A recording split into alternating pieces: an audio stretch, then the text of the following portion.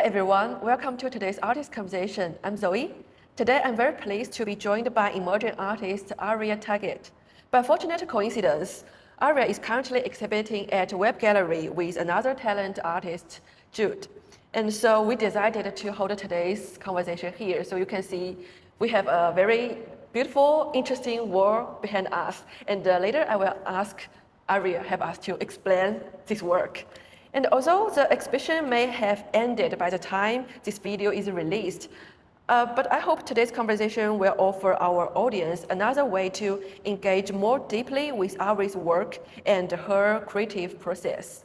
So today's conversation approaches Aria's practice from a cross-cultural perspective, exploring her relationship with artificial intelligence and her observations of the contemporary art ecosystem in Australia. I will ask our artist to introduce herself first. And could you tell us about your artistic practice and how your practice developed over time? Thank you, Zoe. My name is Aria. I'm a conceptual artist working with instructions generated by AI, which I turn into paintings.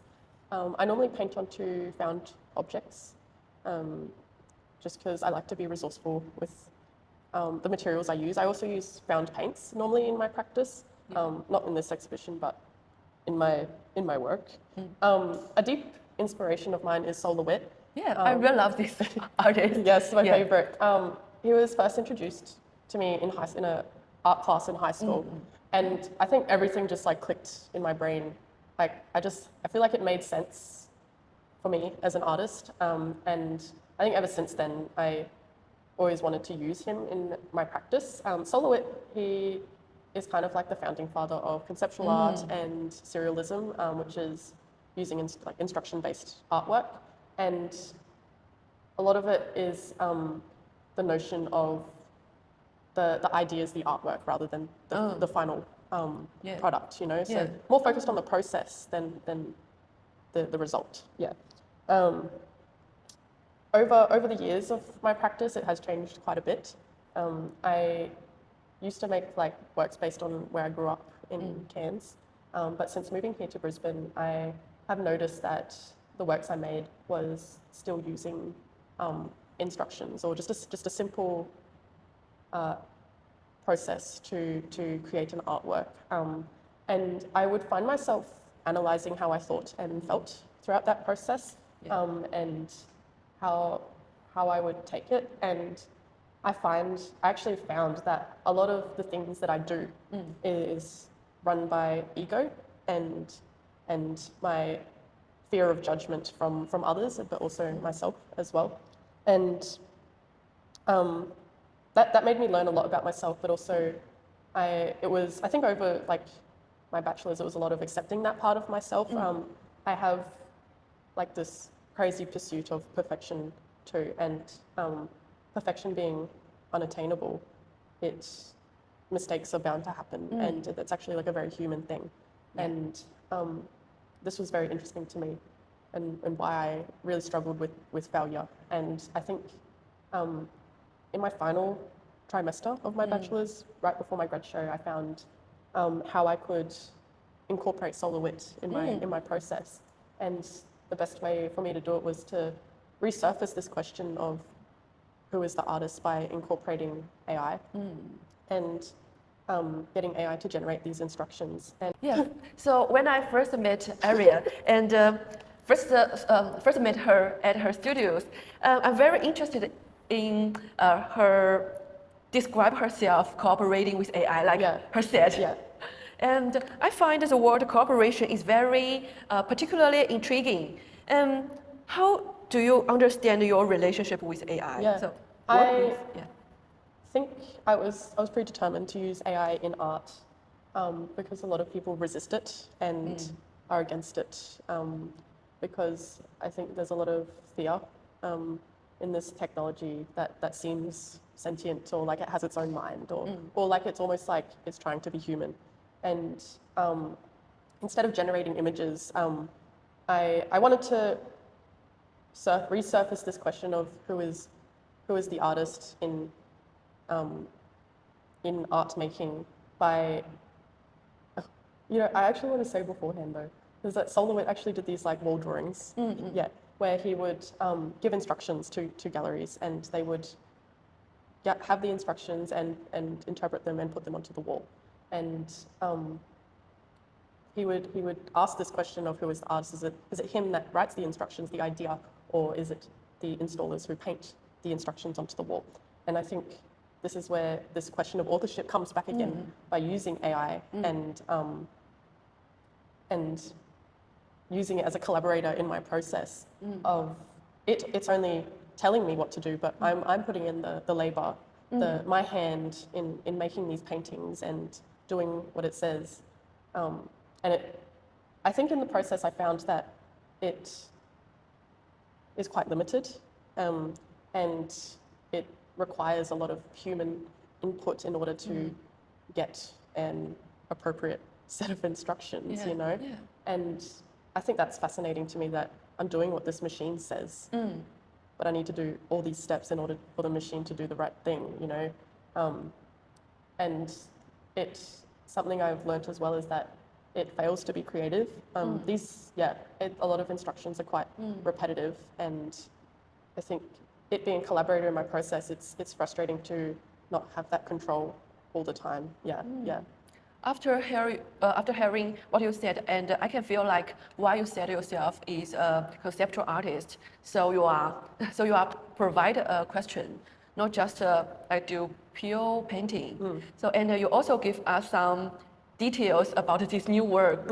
And I'm very curious about another question, because many people doesn't like AI, because when AI becomes part of the creative process, so it can produce the results that are maybe unexpected or beyond the artist's think.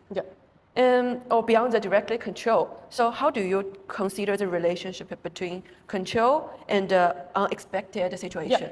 Yeah. I think I would start off by answering this question that as a person, I'm quite a control freak. And I like when things go my way, and I try to control a lot of things so that things don't go wrong in my life. And this is a tension that I actually like to play with when I paint, because I'm giving this machine a sense of control. And I think just because of the way that my brain works, I have to do these instructions like religiously, like as though AI is like an authority. And I think what I find interesting is the mistakes I make, especially when I try to control the situation. I like to think of myself as like a robot sometimes, but I am usually humbled and realize that I constantly make mistakes, and it's an interesting thing to reflect on and think about how or be reminded that you are human, and that you make mistakes, and that it's okay, you know. And it's all part of the process and a part of learning, you know. And I feel like your practice is more like a game. Could I speak? It's a game, a text between you and the AI. Yeah. Like a language almost as well. I do see it as like a way of communicating to, or like a visual language of AI. But also like it's different depending on who does it, which goes on to this exhibition. Which I can explain. So we can wait. So you are currently exhibiting at this gallery. Could you explain something about this amazing work and the exhibition? So this exhibition is called Subjective, and I was interested in this idea of two people interpreting the same set of instructions. So I invited another artist, Jude McClay-Dwyer, who has a very contrasting practice to my own, and it's because he works a bit more intuitively and makes based on his surroundings. And I was interested to see how he would see these instructions, and I knew that he would be willing enough to do something crazy like painting 50 instructions straight onto the wall.